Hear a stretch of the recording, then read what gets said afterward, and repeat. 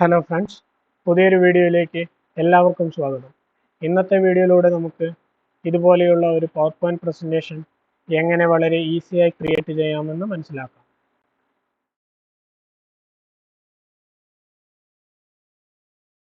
നമുക്ക് ആദ്യം തന്നെ പുതിയ സ്ലൈഡുകൾ ആഡ് ചെയ്യാം. അതിനുശേഷം നമുക്ക് ഇതിലേക്ക് വേണ്ട ബാക്ക്ഗ്രൗണ്ട് ഇമേജസ് ആഡ് ചെയ്യാം. ബാക്ക്ഗ്രൗണ്ട് ഇമേജ് ആഡ് ചെയ്യാനായി ഈ വൈറ്റ് സ്പേസിൽ റൈറ്റ് ക്ലിക്ക് ചെയ്ത് ഫോർമാറ്റ് ബാക്ക്ഗ്രൗണ്ട് എന്ന ഓപ്ഷൻ ക്ലിക്ക് ചെയ്യുന്നു. അവിടെ നമുക്ക് പിക്ചർ ഓർ ടെക്സ്ചർ ഫിൽ എന്നുള്ള ഈ ഒരു ഓപ്ഷൻ ക്ലിക്ക് ചെയ്യാം. അതിനുശേഷം ഇൻസേർട്ട് എന്നുള്ള ഈ ഓപ്ഷൻ ക്ലിക്ക് ചെയ്ത് ഞാനിവിടെ സ്റ്റോക്ക് ഇമേജസ് സെലക്ട് ചെയ്യുന്നു. ഇവിടെ അവൈലബിൾ ആയിട്ടുള്ള ഇമേജസിൽ നിന്നും നമുക്ക് ആവശ്യമുള്ള ഒരു ഇമേജ് ഇതിലേക്ക് ആഡ് ചെയ്യാം. ശേഷം ഇൻസേർട്ട് ക്ലിക്ക് ചെയ്യും. സോ നമുക്ക് ഈ സ്ലൈഡിലേക്ക് ആവശ്യമായിട്ടുള്ള ഇമേജ് ആഡ് ആയിട്ടുണ്ട്. ഇതുപോലെ തന്നെ തുടർന്നുള്ള സ്ലൈഡിലേക്ക് ഞാൻ ഇമേജസ് ആഡ് ചെയ്ത് നൽകുകയാണ്.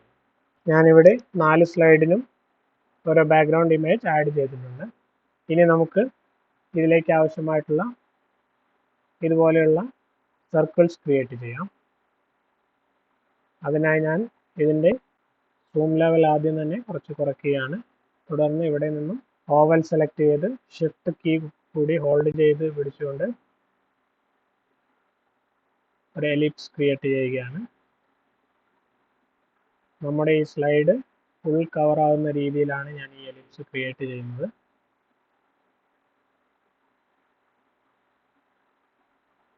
അതുപോലെ തന്നെ ഇതിൻ്റെ ഒരു കോപ്പി ക്രിയേറ്റ് ചെയ്തുകൊണ്ട് അതിൻ്റെ സൈസ് റെഡ്യൂസ് ചെയ്ത്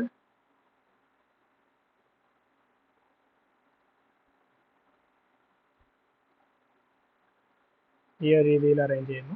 ഒരു സർക്കിൾ കൂടി ക്രിയേറ്റ് ചെയ്യുകയാണ്.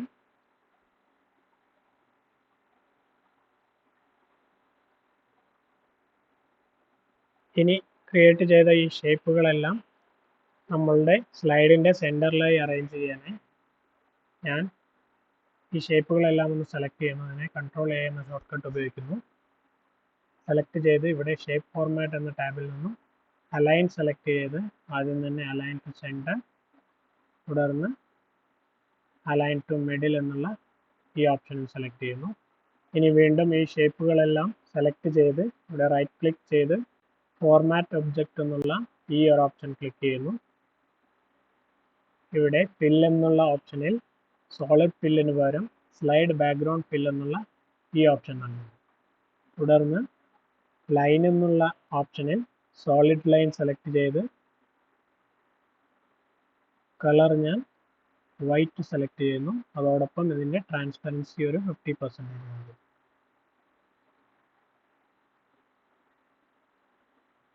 ഓക്കെ, ഈ ഷേപ്പുകളെല്ലാം ഒന്നുകൂടി സെലക്ട് ചെയ്ത് കോപ്പി ചെയ്തതിന് ശേഷം അടുത്ത സ്ലൈഡിൽ പോയി അവിടെ പേസ്റ്റ് ചെയ്യുന്നു.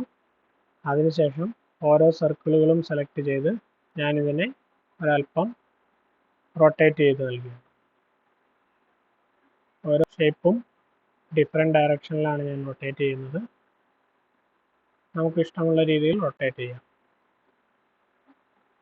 ഇതേ പ്രൊസീജിയർ തന്നെ തുടർന്ന് വരുന്ന സ്ലൈഡുകളിലും ഞാൻ റിപ്പീറ്റ് ചെയ്യുകയാണ്.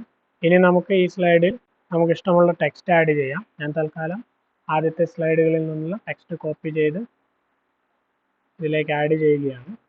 ഏത് ടെക്സ്റ്റ് വേണമെങ്കിലും നമ്മുടെ ഇഷ്ടത്തിനനുസരിച്ച് നൽകാവുന്നതാണ്.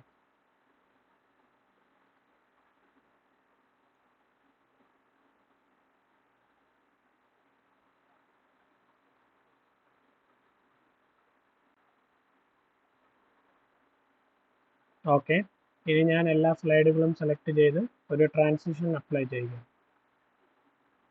അതിനായി ഇവിടെ ട്രാൻസിഷൻസ് എന്ന ടാബിൽ നിന്നും മോർഫ് സെലക്ട് ചെയ്യുന്നു.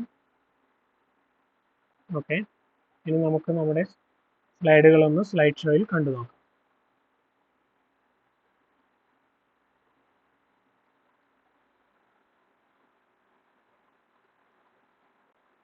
ഇവിടെ നമുക്ക് കാണാം നമ്മുടെ സ്ലൈഡ് വളരെ ഇൻറ്ററാക്റ്റീവായി ഒരു സ്ലൈഡിൽ നിന്നും മറ്റൊരു സ്ലൈഡിലേക്ക് ചേഞ്ച് ആവുന്നു.